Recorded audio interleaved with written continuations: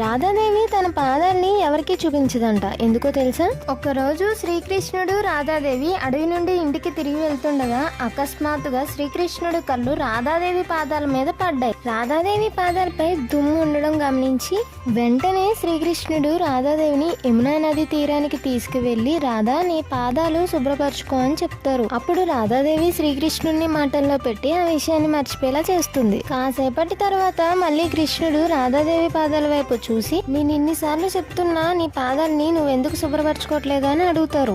అప్పుడు రాధాదేవి నవ్వుతూ ఇలా అంటుంది, అయ్యో కృష్ణ, ఎవరైనా ఒకసారి నా పాదాలకు తగిలితే అప్పుడు వాళ్ళని నా పాదాల నుండి ఎప్పటికీ తొలగించుకోలేను. అందుకే కృష్ణ ఈ దుమ్మును కూడా నేను విడిపించుకోలేకపోతున్నాను అని చెప్తుంది. అప్పుడు కృష్ణుడు ఒక చిరునవ్వు నవ్వి రాధాదేవి పాదాలు పట్టుకుంటాడు. అప్పుడు రాధాదేవి అయ్యో స్వామి మీరు ఎప్పుడు నా మనసులో ఉంటారు అని చెప్తుంది. అందుకే ఆమె పాదాలు ఈ బ్రహ్మాండంలో అత్యంత పవిత్రమైనవి.